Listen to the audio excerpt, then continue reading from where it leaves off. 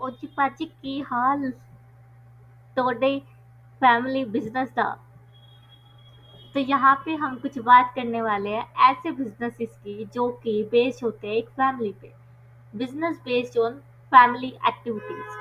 तो ऐसा ही कुछ है हमारा जॉइंट हिंदू फैमिली बिजनेस। अब तुम्हें पता है कि मोस्टली जॉइंट फैमिलीज कहाँ पाई जाती है? इंडिया में। ठीक है।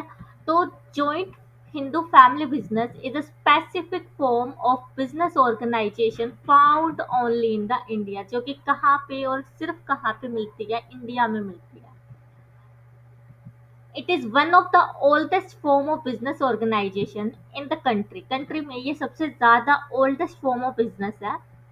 जिसका क्या मतलब है? It refers to a form of organization where the business is owned and managed and carried by the member of the Hindu undivided family। यानी ऐसी फैमिली जो कि अभी डिवाइड नहीं हुई है। यानी कि तुमने सुना होगा ना, एकल फैमिली और एक जॉइंट फैमिली। मतलब कि कुछ लोग जो कि जॉइंटली रहते हैं, कुछ परिवार, और कुछ ऐसे जो कि सेपरेट सेपरेट रहते हैं। तो हम किसकी बात कर रहे हैं? हम अनडिवाइडेड फैमिली की बात कर रहे हैं जो कि सेपरेट नहीं हुए हैं।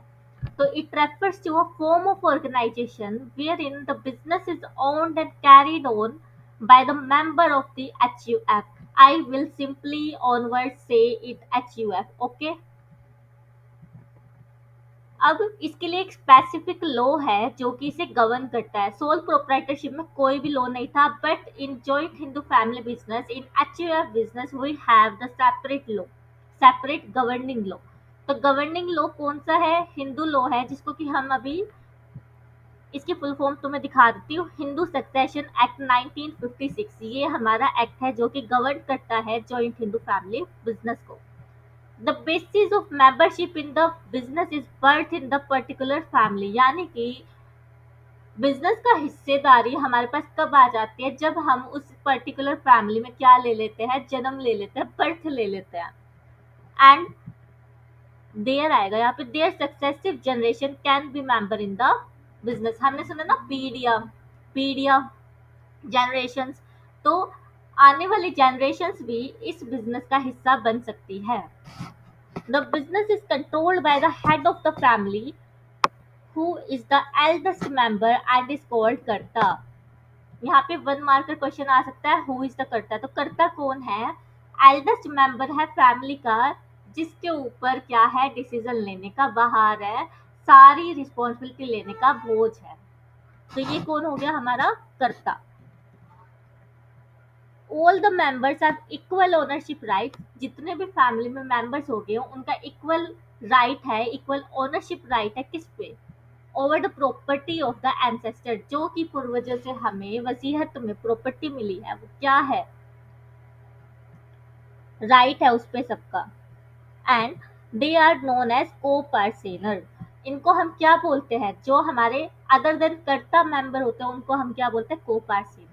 तो इसी कॉन्सेप्ट को अभी हम शॉर्ट में लिख लेते हैं। पहले इसे मैं थोड़ा क्लीन कर देती हूँ so that you can easily read it during lecture also। तो यहाँ हम लिख सकते हैं found in India, and then we can write owned and carried by HUF, Hindu Undivided Family। Then उसके बाद हम लिख सकते हैं governed bye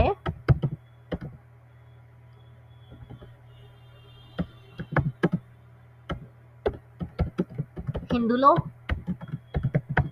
then we can also write controlled by. ये तो था governing authority of the joint Hindu family business, but एक जॉइंट हिंदू फैमिली बिजनेस को कंट्रोल कौन करता है? कर्ता करता है, कर्ता, KARTA।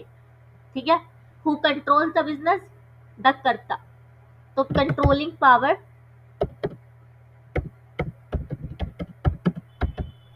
विद द कर्ता। ठीक है। तो ये तुम्हारा हो गया शॉर्ट। और अदर मेंबर को हम बोलते हैं, अदर मेंबर्स आर को पार्सेनर।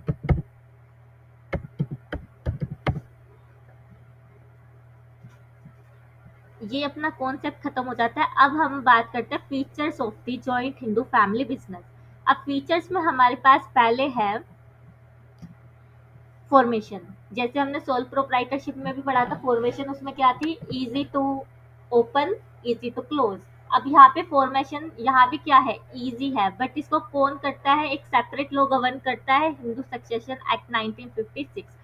तो for Hindu family business, joint into family business, there should be at least two members in the family। Family में दो मेंबर तो होने ही चाहिए जिसको मैं बोल सकूँ joint into family business. And the ancestral property to be inherited by them, और उनके पास क्या होनी चाहिए, पूर्वजों से मिली हुई कुछ ना कुछ एसेट होनी चाहिए। The business doesn't require any agreement. Family के बीच कैसा एग्रीमेंट, तो इस बिजनेस में कोई एग्रीमेंट की रिक्वायरमेंट नहीं होती। As membership is by the birth, membership कैसे मिल जाती है, बाय बर्थ मिल जाती है। It is governed by the Hindu succession act 1956। अब इसी चीज को तुम शॉर्ट में यहाँ लिख सकते हो, एटलीस्ट टू मेंबर्स। एटलीस्ट का मतलब होता है कम से कम, यानी दो से ज्यादा भी हो सकता है। देन उसके बाद नो सेपरेट एग्रीमेंट।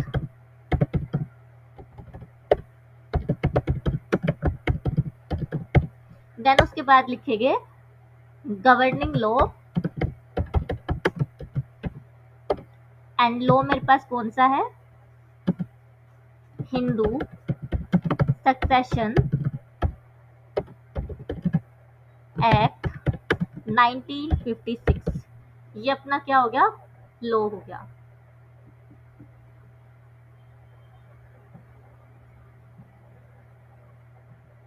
इसे यहाँ लिख सकते हो।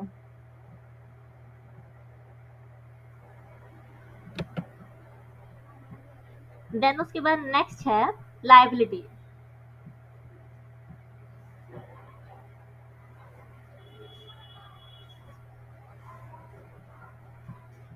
लाइबिलिटी, लाइबिलिटी में आ जाएगा the liability of all the member except karta is limited. यानी कि अब हम क्या करेंगे, लाइबिलिटी को दो पार्ट में डिवाइड करेंगे। First liability of karta and other is liability of the member. Liability of karta will be unlimited and liability of coparcener that the other member other than the karta will be limited. ठीक है, तो liability of all member except the कर्ता is limited to their share of the co-parcenary। यानी जितना उनका share है वहां तक वो क्या है, लिमिटेड है, अदर देन कर्ता। और कर्ता की जो लाइबिलिटी है वो क्या है, अनलिमिटेड। द कर्ता however has unlimited liability.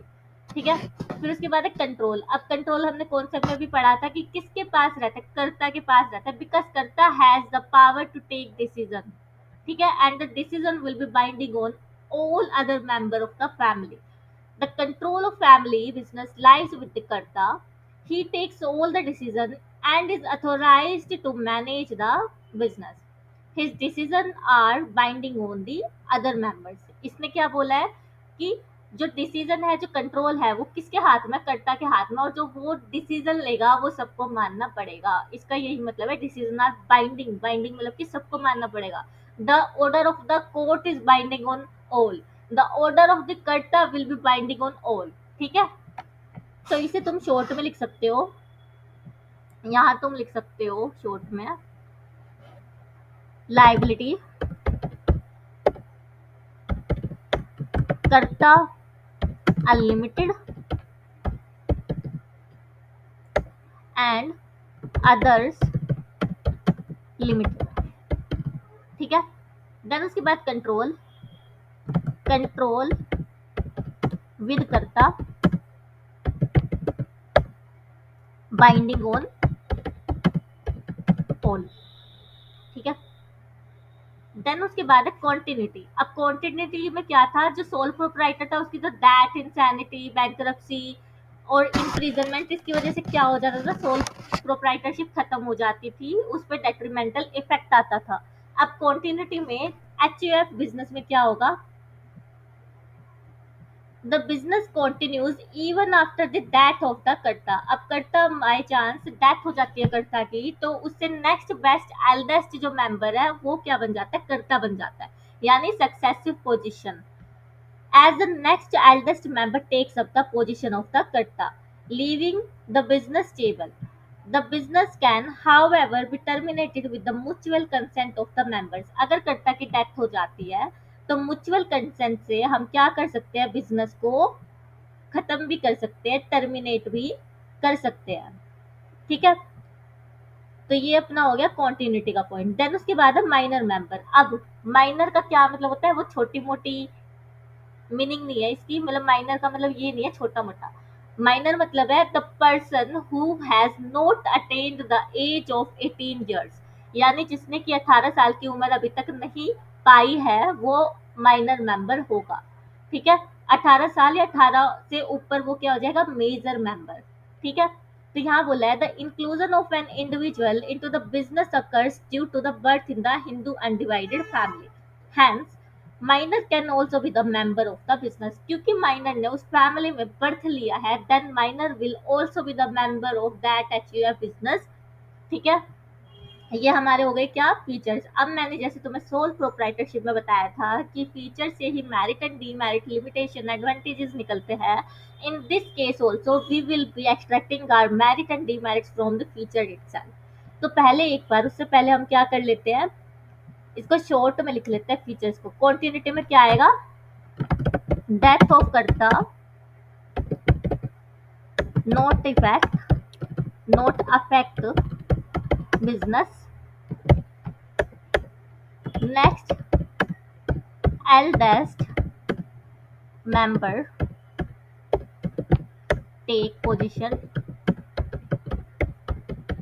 ensures business stability। ठीक है, तो ये तुम्हारा हो जाएगा इसका शॉर्ट पॉइंट कॉन्टिन्यूटी का। देन उसके बाद माइनर मेंबर, ये लिख लो, माइनर कौन होता है, whose age is less than 18 years। ठीक है, और बाकी तुम देख ही सकते हो कि बाय बर्थ ये मेंबर बनता है, मेंबर बाय बर्थ। ये हो गया। अब नेक्स्ट पार्ट में we will be covering the merit and demerit of the joint Hindu family business.